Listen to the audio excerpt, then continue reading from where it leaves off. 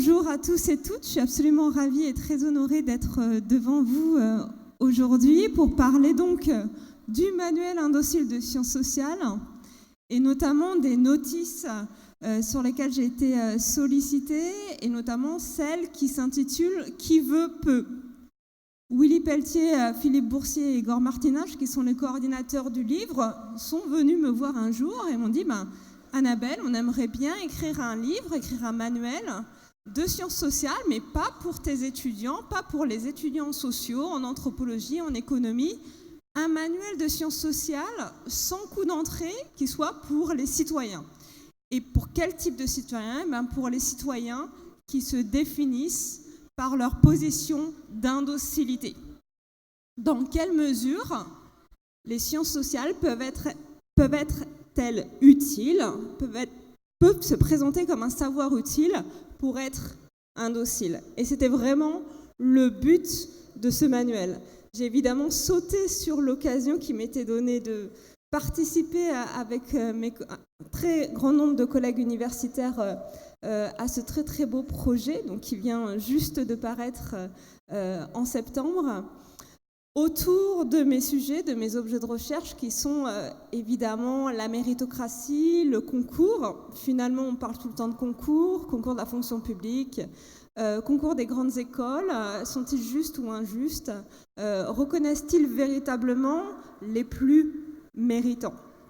Donc, à travers la notice « Qui veut peut », c'est ce que j'ai essayé de traiter, c'est la question que j'ai essayé de traiter, mais pas pour mes étudiants, vraiment pour tout le monde, sans coût d'entrée. On peut acheter le livre, on peut le lire sans avoir fait de sciences sociales soi-même. Et ça, je pense que c'est vraiment quelque chose d'assez rare parmi les ouvrages disponibles sur ce type de sujet-là, et c'est pour ça que ça me paraît scientifiquement, mais aussi politiquement très, très important.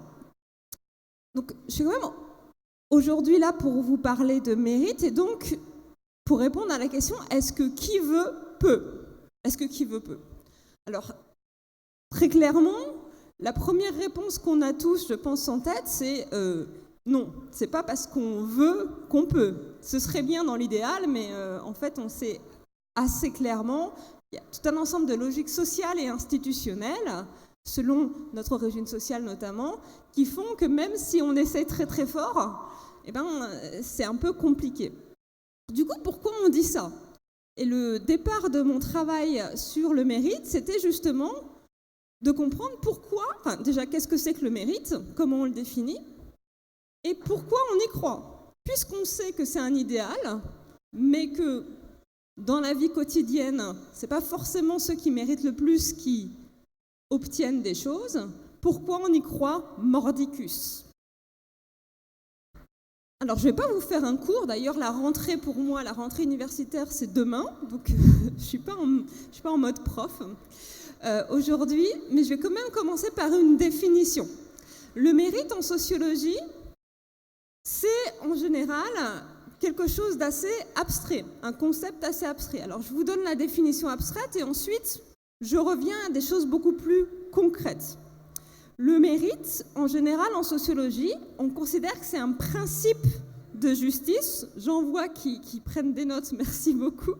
Un principe de justice qui vise à répartir les biens et les positions sociales désirables. Là, c'est le début de mon cours sur la méritocratie.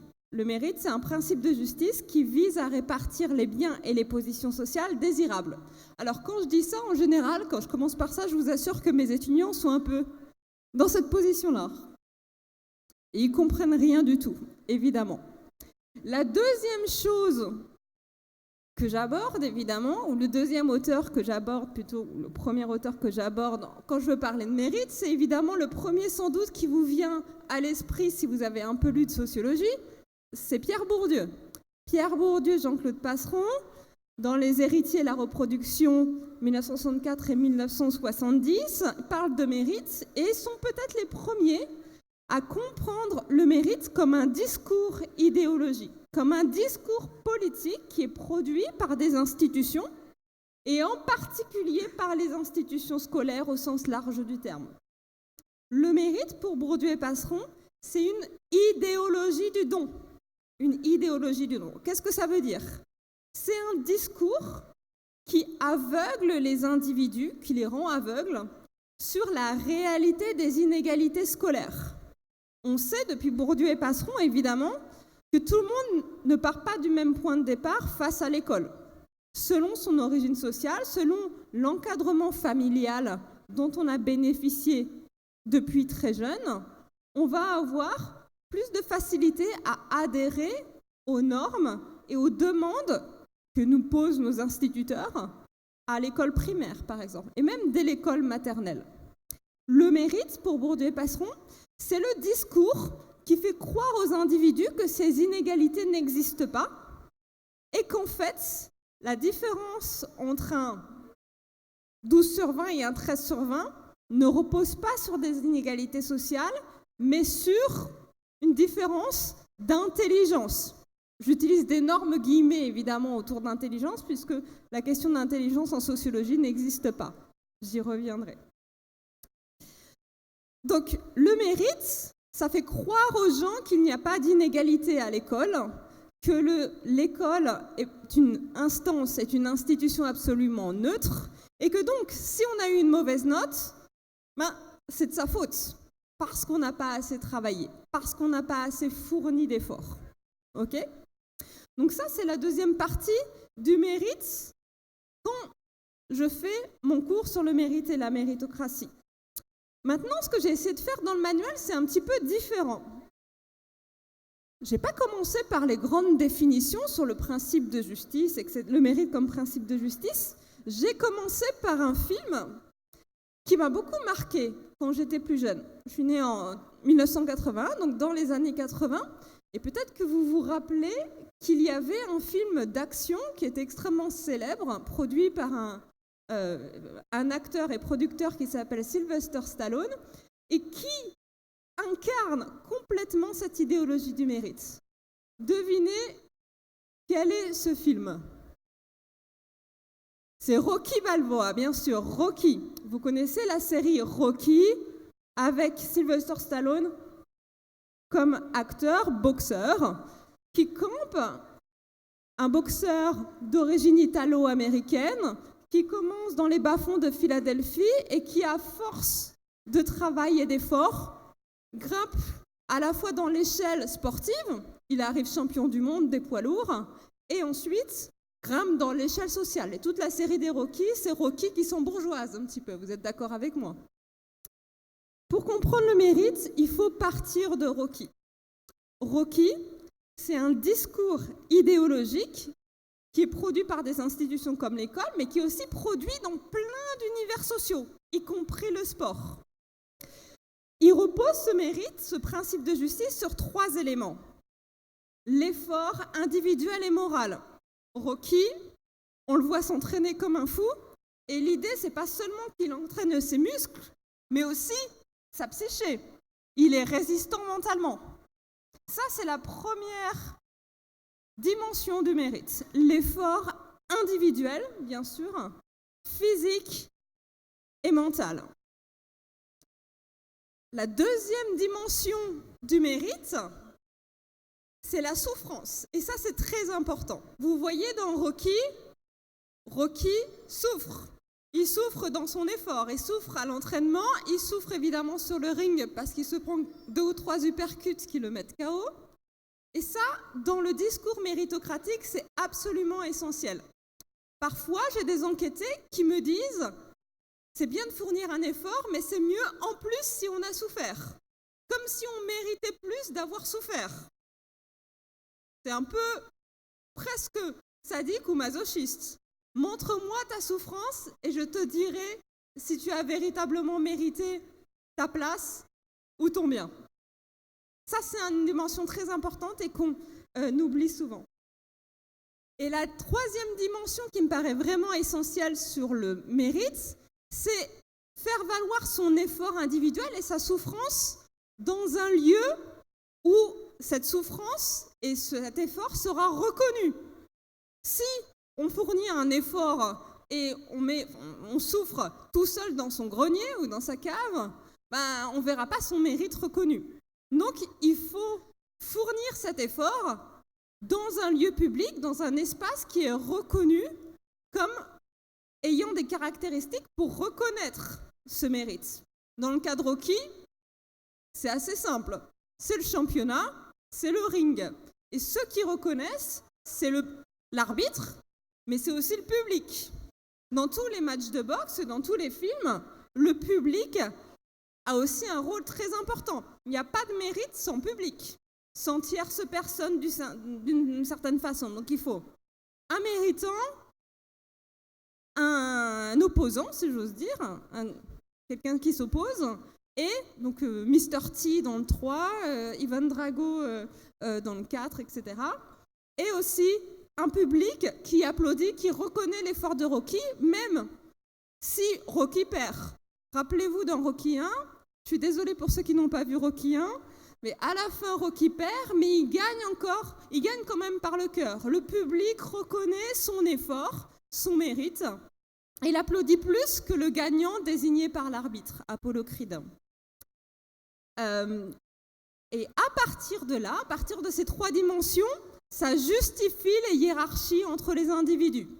Ceux qui ont démontré de leur effort et de leur souffrance se verront, dans le discours idéologique, reconnaître une place plus haut dans la hiérarchie.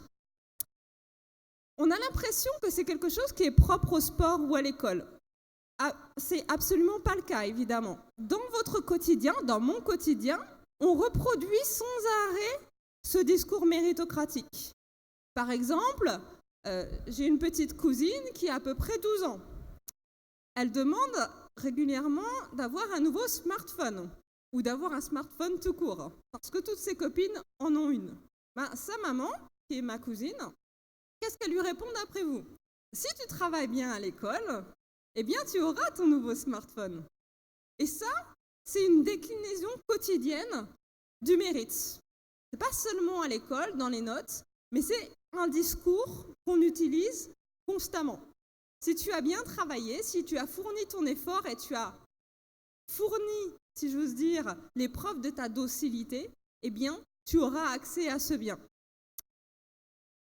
La question que se pose la sociologie ou que se posent les citoyens, c'est aussi celle de reconnaître les plus méritants. Ok, on croit ou on ne croit pas au mérite, mais la question c'est aussi comment faire pour reconnaître les plus méritants.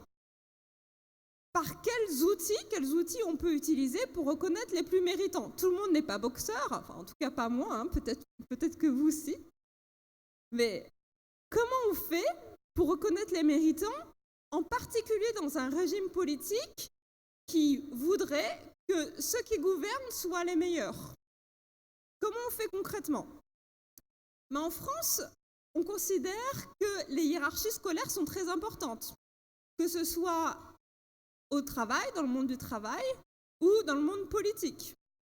Celui qui est le meilleur, en théorie, c'est celui qui mérite un salaire plus haut, et ça encore une fois c'est extrêmement discutable, c'est celui qui arrive avec un diplôme plus haut. Donc, en termes de distribution des places à l'intérieur du monde du travail, merci beaucoup. En termes de distribution des places dans le monde du travail, effectivement, ça peut être un moyen de classer les individus. Évidemment, vous comprenez tout de suite que cette approche de la justice sociale est tout à fait discutable et contestable. Autre type de classement quotidien, ce n'est pas seulement ceux de l'école, si j'ose dire, c'est tous les classements qu'on voit dans la presse. Les classements du meilleur hôpital, les classements de la meilleure prépa, les classements de la meilleure fac, les classements de que sais-je. Tout. Il y a des magazines qui sont spécialisés dans les classements. Mais ça encore, c'est fait pour réduire l'incertitude du lecteur ou du citoyen. Mince, comment je fais pour choisir, faire la différence entre telle ou telle offre? Eh bien, tout un ensemble d'outils qui se développent autour qui proposent des classements et qui finalement ne font que reproduire cette idéologie du mérite. Un autre exemple que je donne souvent à mes étudiants, et ils me disent voilà, ils sont souvent surpris que je parle de ça, c'est les classements qu'on trouve sur les consignes dans les rames de wagons de la RATP. Alors, la RATP, parce que je suis parisienne, ou vous pouvez décliner ça dans tout un ensemble de villes de France. Quand vous prenez le tram ou le bus, vous voyez qu'il y a des places qui sont un peu plus désirables que les autres, surtout quand le métro est bondé. C'est des places assises, en général, c'est par carré de 4. Et au-dessus, il y a une belle consigne en disant, en cas d'affluence, ces places doivent revenir et par ordre, vous avez les personnes qui doivent être prioritaires dans l'accès à ces places. En général, les premières personnes qui sont désignées, ça dépend des classements et ça dépend des villes, c'est qui ? Les anciens combattants. Les anciens combattants, invalides de guerre. Donc là, on est dans une déclinaison du mérite très patriotique et guerrier finalement. Ensuite, deuxièmement, c'est en général les personnes âgées ou invalides civiles. Et ensuite, les femmes enceintes. Ce qui est intéressant dans ce classement, c'est que déjà, il existe sous forme écrite. Ça veut dire qu'il faut éviter le conflit. Le mérite, ça repose sur un classement qui doit être explicité. Deuxièmement, ce qui est intéressant avec ce classement, c'est qu'il relève du principe du mérite, notamment pour les anciens combattants. Vous êtes engagé pour la patrie ou pour la nation, donc vous êtes rétribué par une place, mais aussi qu'il entre en résonance ou qu'il rentre en compétition avec un principe de solidarité. Vous voyez ? Le principe de solidarité auprès des personnes âgées, alors que d'un point de vue du mérite, souvent mes étudiants me disent « Ben oui, mais si la personne âgée de 75 ans, elle va très bien, et qu'à côté, il y a un boulanger qui a travaillé 18 heures d'affilée debout, qui mérite le plus la place finalement ?» Mais ce qui est intéressant dans ce classement, c'est qu'il y a plusieurs principes de justice qui rentrent en compétition les uns avec les autres. Et l'idée du classement écrit, c'est justement qu'on donne la solution pour éviter les conflits. Vous imaginez bien les gens qui se battent dans une rame de métro un vendredi soir quand c'est bondé, ça ferait un petit peu désordre. Donc ça, c'était un peu pour la déclinaison concrète dans notre vie quotidienne du mérite. Le mérite, c'est quelque chose qui nous touche tous et tout le temps, et c'est absolument pas un principe abstrait. Maintenant, à quoi ça sert le mérite ? À quoi ça sert concrètement ? Alors certes, ça sert à distribuer les biens et les places. On considère qu'il est plus juste que ce soit quelqu'un qui mérite, qui accède, je ne sais pas, à tel ou tel bien, à telle ou telle position. Pour la sociologie, le mérite, ça sert à deux choses principalement. Ça sert, comme je l'ai dit, selon Bourdieu et Passeron, à dissimuler les inégalités. C'est en ça que c'est une idéologie. C'est un discours institutionnel qui vise à dissimuler les inégalités aux yeux de ceux qui les subissent.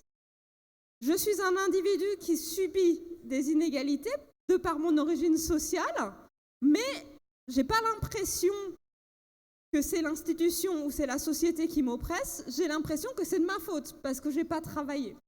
Donc, première chose, le mérite, ça sert à dissimuler les inégalités et à les légitimer, à les rendre légitimes aux yeux de ceux qui les subissent. Deuxièmement, le mérite, et selon des collègues en sciences politiques, et notamment un que j'aime beaucoup qui s'appelle Olivier Hill, le mérite, c'est un mode de gouvernement. C'est une façon de gouverner les individus. Je m'explique. À partir du 19e siècle, un petit peu avant, on voit émerger des régimes en Occident, des régimes démocratiques et républicains, qui ne peuvent plus reposer sur l'usage de la force pour contraindre les individus. En démocratie ou en république, forcer les gens à faire des choses sans leur consentement, ça devient politiquement ingérable ou intolérable. Donc, le mode de gouvernement qui commence à être mis en œuvre, notamment sous Napoléon, ce n'est plus la contrainte physique, mais l'autocontrainte. Le but, c'est faire en sorte de faire que les individus fassent les choses par eux-mêmes, se mettent à travailler par eux-mêmes, se mettent à produire par eux-mêmes, se mettent à reconnaître l'autorité du monarque ou de l'empereur par eux-mêmes et y adhèrent par eux-mêmes. L'auto-contrainte. Oui, mais comment faire ? Le régime napoléonien notamment, mais en fait bien avant, met en place tout un système de concours, alors des concours scolaires, le concours général, mais aussi des concours agricoles. Les comices agricoles, ça naît à peu près fin du XVIIIe, début du XIXe siècle. Et le but, c'est justement que les gens s'autocontraignent à de nouvelles normes sociales. Quel est l'intérêt des comices agricoles ? Ou à la multiplication des prix ou des compétitions. L'idée, c'est donner envie aux gens d'obtenir le prix. Prix du meilleur élève, prix de la plus belle limousine, par exemple. Et pour obtenir ce prix, il faut s'autocontraindre à deux normes. Déjà, il faut produire. Pour avoir la plus belle limousine, il faut avoir un certain nombre de limousines pour correspondre à cette... pour essayer d'avoir le prix. Et ensuite, il faut répondre à des normes standards. Vous voyez ? Donc, de ce point de vue-là, tout le système de concours de classement est extrêmement fort parce qu'il repose sur une idéologie du mérite, comprise comme une émulation, comme une compétition, comme un idéal de vie finalement, et un idéal de réussite. Et ça, c'est quelque chose qui se comprend au XIXe siècle. Et à partir de là, ça devient un mode de gouvernement où on ne repose plus sur la contrainte, mais sur l'autocontrainte. Je ne sais pas si j'étais très claire, en tout cas, l'idée, c'est véritablement de gouverner les individus sans qu'ils s'en aperçoivent. Du coup, une fois qu'on a déconstruit tout ça, la question qui se pose à nous, à mes étudiants, ou comme à vous peut-être, c'est pourquoi on y croit. Pourquoi on croit au mérite ? Pourquoi finalement, quand on voit Rocky, moi ça me fait ça à chaque fois, pourquoi quand on voit Rocky, on ressent un petit peu d'émotion quand même, hein ? Qu'ils perdent ou qui gagnent, il y a une forme d'émotion. On a beau savoir que c'est quelque chose, que c'est un film, que c'est un fond américanisant, etc. Pourquoi on est touché par les belles histoires ? Rocky, c'est finalement un conte de fées. Pourquoi on y croit ? Alors, petite statistique, la seule de mon topo, 90% des Français, dans toutes les enquêtes, notamment INSEE sur le sujet, on considère que 90% des Français, quelle que soit leur origine sociale et leur trajectoire scolaire, croient en mérite comme principe de justice. C'est pour dire que une large majorité des Français, mais aussi de citoyens de très nombreux pays en Europe et ailleurs, croient au mérite comme principe de justice. Pourquoi on y croit ? Parce qu'on a tous été à l'école. On a appris à y croire, finalement. Et l'école, évidemment, nous a socialisés à ça. Deuxièmement, parce que le mérite a une dimension morale très forte. Et je vais finir par là. Un de mes enquêtés me disait, diplômé d'une grande école, me disait « Le mérite, j'y crois, mais c'est plutôt un acte de foi que autre chose. Je sais très bien que si je suis là où je suis, c'est parce que j'ai bénéficié d'un encadrement familial extrêmement privilégié. Ce qui fait qu'on croit quand même au mérite, malgré tout, c'est véritablement le fait que le mérite se diffuse dans les films, dans les livres, etc., comme une morale de vie. Je vous remercie.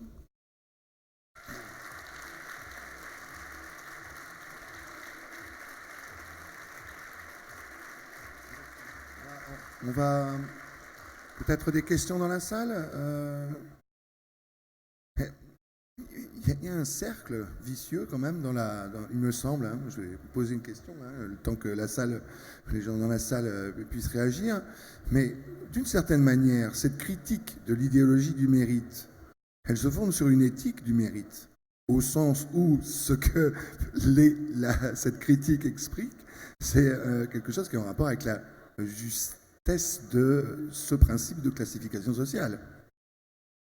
C'est un reproche qui est souvent fait à Bourdieu. C'est que Bourdieu, ce qu'il dénonce, c'est que le mérite est dévoyé. Il ne dénonce pas le principe de mérite en lui-même, en fait. Il y croit lui-même. Donc Bourdieu et Passeron. Et ça, véritablement, c'est quelque chose qui est très important en sciences sociales. C'est en général, les sociologues sont d'anciens bons élèves et ils ont du mal à prendre de la distance avec le mérite. Ils dénoncent le fait que le mérite est dévoyé, que ceux qui mériteraient vraiment ne sont pas reconnus à leur juste valeur, qu'on ne met pas en œuvre les moyens, par exemple à l'école, pour reconnaître ces élèves méritants. Mais ils ne remettent pas en cause le mérite comme discours, qu'il faudrait qu'on ait d'autres principes de justice, qu'on revalorise par exemple le principe de solidarité plutôt que le principe de mérite. Absolument. Autre chose, parce que quand je vous ai entendu exposer, vous avez évoqué Rocky. Alors moi, je suis né 10 ans avant, hein, et on regardait des séries qui étaient un peu plus de gauche, Zora Larousse, des choses comme ça. Je ne sais pas si vous avez connu, mais ce que je veux dire, c'est que par exemple dans Zora Larousse, le mérite, il est collectif. Il y a vraiment quelque chose qui s'est passé dans ces années 80-90, notamment dans le monde des fictions, c'est que moi, évidemment, je dirais, c'est de l'américanisation de la société française. Donc nous, ça nous étonnait que, par exemple, on ait dans les séries américaines, on voit les élèves seuls. Nous, on était à 2. Ça reste comme ça. La table scolaire française, c'est un binôme. La table scolaire américaine, c'est un monôme. Et je pense que il y a quand même une différence, me semble-t-il, entre cette idéologie du mérite anglo-américaine, pour ne pas dire anglo-saxonne, anglo-américaine, et la philosophie du mérite française. Merci beaucoup de cette question qui est excellente. J'en parle un petit peu dans le livre. Effectivement, il y a, en fait, plutôt qu'un mérite, il y a des mérites. Et le mérite, ça dépend d'un contexte social particulier. Dans le cas de Rocky, en général, j'utilise cet exemple-là parce que ça parle à un certain nombre de gens. Effectivement, c'est un mérite américain qui a pour caractéristique son caractère individuel. Ça, c'est quelque chose qui est aussi présent en France. Si vous lisez la Déclaration des droits de l'homme, le but, c'est reconnaître le talent individuel dans l'accès, par exemple, aux charges publiques. Donc cette dimension individuelle, elle n'est pas purement américaine, mais elle est particulièrement valorisée dans les sociétés anglo-saxonnes. Vous avez tout à fait raison. Il y a un sociologue que j'aime beaucoup qui s'appelle Jules Naudet qui a travaillé sur ces questions de comparaison des types de mérites, notamment entre la France, les États-Unis, mais aussi l'Inde. Et ce qu'il dit, c'est qu'effectivement, en Inde, est reconnu comme méritant quelqu'un qui est loyal à l'égard de sa communauté. L'idée, c'est pas seulement réussir pour soi-même, fournir un effort individuel seulement, c'est fournir un effort individuel et en faire profiter sa communauté en retour. Et ça, c'est véritablement la définition du mérite. Donc évidemment, vous avez tout à fait raison de souligner que le mérite, ce n'est pas un principe qui existe dans l'absolu et de tout temps. En général, quand un étudiant commence sa dissertation par « de tout temps », je ne suis pas très contente, mais c'est quelque chose qui est fortement contextuel et qui varie d'une époque et d'une société à l'autre. Une question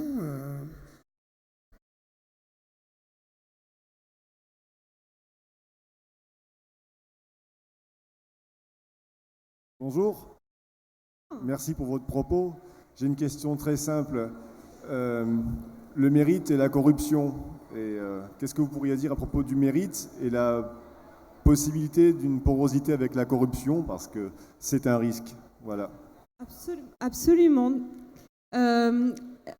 Évidemment, que faire du match de Rocky si on s'aperçoit en fait que l'arbitre a été payé?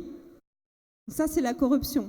La corruption, si j'ose dire, c'est l'ennemi total du mérite et c'est son opposé complet. Ceci dit, donc c'est un binôme aussi qui va ensemble. Il n'y aurait pas de corruption à partir du moment où on croit dans le principe de mérite, vous voyez ? Plus on croit au principe de mérite, plus on s'aveugle sur les possibilités de corruption. Vous comprenez ? Donc évidemment, la corruption, c'est l'ennemi principal du mérite. Corruption par l'argent, corruption par des formes de népotisme, donc de capital social. et en même temps, c'est un binôme qui, en termes de discours idéologique, va ensemble. On nous dit il n'y a pas de corruption parce que c'est une sélection au mérite. Non, évidemment. Mais vous voyez à quel point le mérite est mobilisé comme un discours pour répondre, donc pour aveugler les individus sur les possibilités de corruption. Je ne sais pas si je réponds à votre question, mais merci. Oui. Oui, bonjour. Moi, je suis évidemment contre la corruption, mais tous ceux qui ont passé des examens, ce sont des méritants, hein, parce que c'est dur de passer des examens. Alors, quelle est votre définition officielle alors du mérite? Et comment quelqu'un est choisi pour son mérite? Comment il le sait qu'il est choisi pour son mérite? Alors, merci de cette question. Évidemment, il n'y a pas de définition officielle. Le mérite, ça dépend toujours de sa position sociale et sa trajectoire scolaire. En général, il y a des études très précises là-dessus qui ont été faites. Plus on est un bon élève, plus on a tendance à croire au mérite scolaire. Qu'on a tendance à croire que la bonne note, on a fourni un effort, donc c'est normal qu'on soit reconnu et qu'on soit rétribué par la bonne note.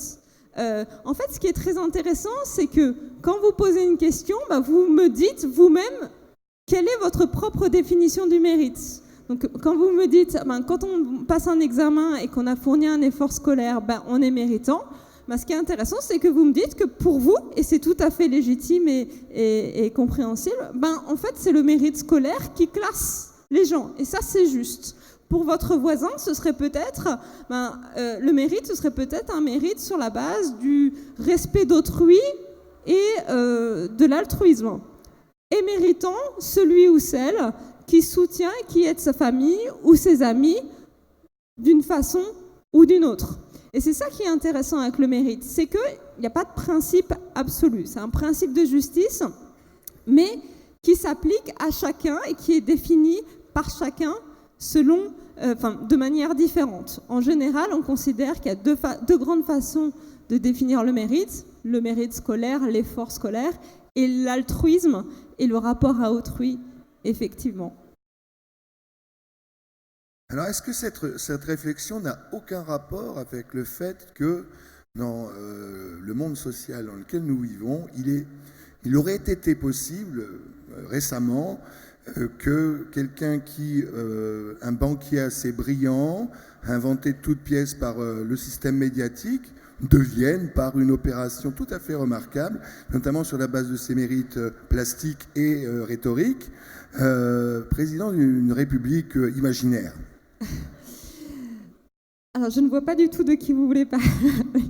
Mais ce qui est très intéressant avec le cas d'Emmanuel Macron, c'est qu'effectivement, on voit à quel point le mérite scolaire ou le concours scolaire a remplacé comme mode de classement l'élection. Il y a une dizaine d'années, des hommes politiques qui n'auraient jamais été élus, par exemple, pensons à Dominique de Villepin, ils n'auraient jamais pu se présenter à l'élection présidentielle, vous êtes d'accord? On leur disait, vous n'avez pas de légitimité démocratique, vous n'avez jamais été élu en tant que député ou en tant que maire, donc la présidence est exclue. Avec Emmanuel Macron, on arrive à une sorte de rebasculement vers une lecture du mérite qui est exclusivement, qui est principalement scolaire. Emmanuel Macron, il se présente à la présidentielle sur la base de son appartenance, son trajectoire scolaire, notamment marquée par l'ENA, et ce qu'on peut appeler, ce qui a été défini comme une compétence, notamment liée à son passage dans une banque d'investissement très célèbre.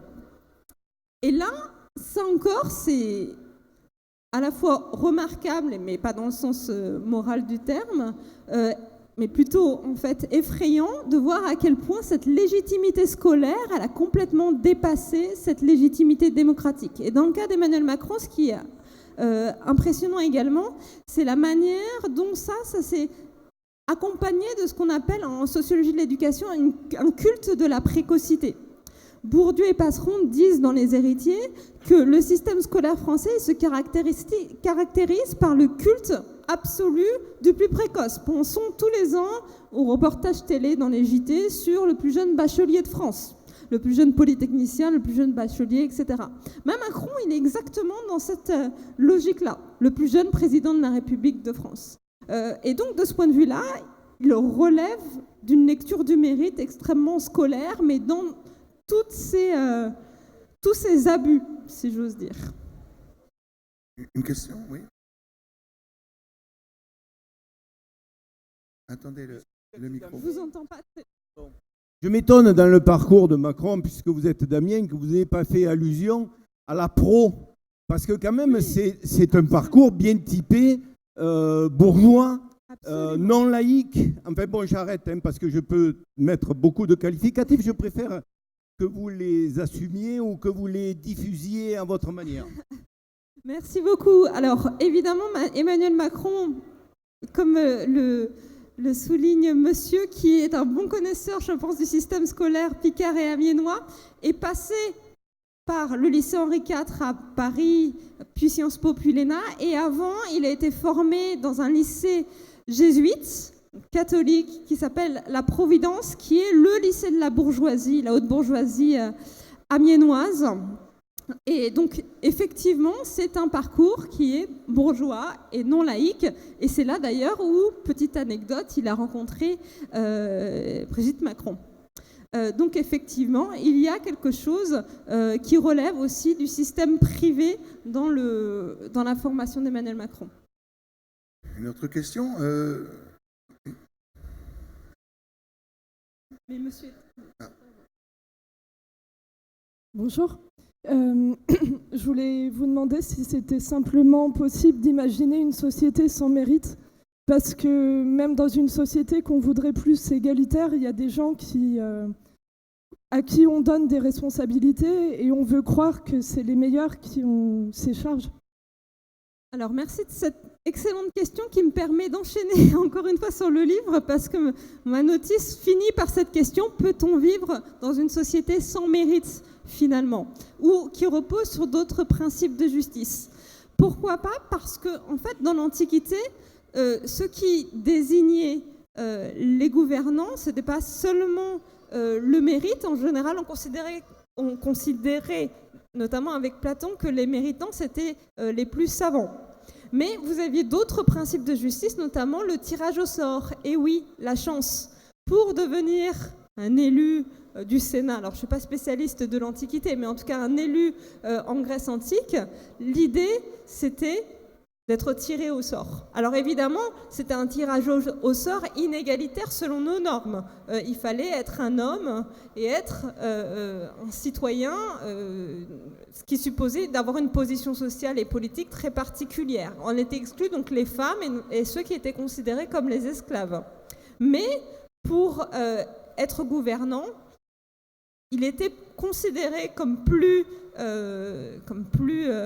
juste d'être tiré au sort, donc de laisser faire la chance étant associée dans l'idée des Grecs, évidemment, avec une lecture religieuse. Donc, si ça a existé, pourquoi ça n'existerait plus à l'avenir? Évidemment, et là, je pense que si vous avez lu ou si vous êtes intéressé au dernier livre de Thomas Piketty, on est complètement convergents entre méritocratisation des sociétés et capitalisme. Donc évidemment, le capitalisme, c'est une logique économique et sociale qui est porteur du principe de mérite comme principe de justice.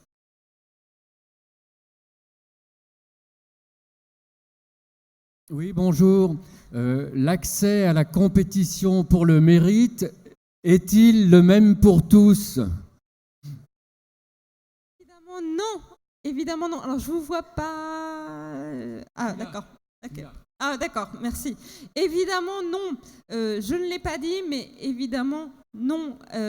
Pensez à ce qui me concerne plus en tant que sociologue, c'est-à-dire l'accès à l'enseignement supérieur ou le concours des grandes écoles.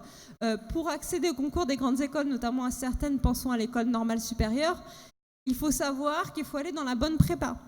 Sauf que quand on n'est pas dans le bon lycée ou dans la bonne région, qu'on ne bénéficie pas des bonnes informations parce que notre enseignant, qui n'y peut rien, n'a pas la bonne info, eh ben, on peut aller dans une prépa qui est à côté de chez soi, qui est très bien et où on peut être bien formé, mais qui ne nous donne pas l'accès à la compétition,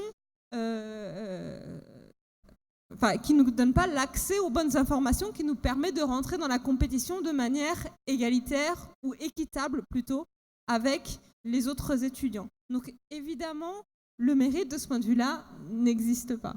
Je ne sais pas si je réponds à votre question. Monsieur, je crois qu'il pose...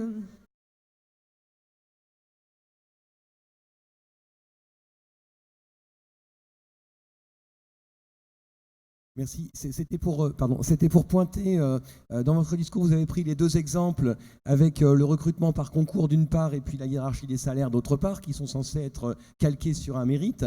Donc effectivement, merci de déconstruire l'idéologie du mérite. Donc si on est tous indociles, c'est pour une société qui le dépasse, on se bat pour. Et en même temps, dans les combats quotidiens, dans le mouvement syndical, on se bat pour la reconnaissance du diplôme, parce que bien sûr le patronat cherchera à ne pas le payer, et on se bat pour le recrutement par concours, parce que sinon c'est la porte ouverte à tout n'importe quoi, y compris à la baisse des droits de ceux qui sont recrutés. Donc on est nous-mêmes là dans une contradiction entre ce vers quoi on veut tendre notre idéal communiste et ce sur quoi on est amené à se battre dans le quotidien, justement, qui contribue à sacraliser cette idéologie du mérite. Alors, avez-vous des pistes, des clés pour dépasser cette contradiction ? Merci de cette excellente question qui me parle d'autant plus que c'est une contradiction que je rencontre dans mon quotidien d'enseignante-chercheuse et aussi de militante pour la conservation du statut d'enseignant-chercheur, pour plus de moyens pour les universités publiques. Et aussi contradiction que je rencontre en tant qu'enseignante, tout simplement, à l'égard de mes étudiants. Est-ce que j'ai un conseil ou un avis pour dépasser cette contradiction ? C'est un petit peu compliqué. Je pense que tous les camarades et militants qui sont présents ici auraient pensé avant moi si j'avais des pistes. En tout cas, pour moi, la sociologie, c'est déjà une piste. Investir la sociologie, déconstruire les discours qui nous paraissent évidents, qui nous paraissent anodins, comme celui de Rocky, c'est déjà une première voie pour essayer de construire d'autres principes de justice, finalement. Mais effectivement, vous avez tout à fait raison de souligner les contradictions dans lesquelles chacun de nous sont pris au quotidien. Bien. Bon, on va devoir céder la place. Merci Annabelle Allouche. Merci.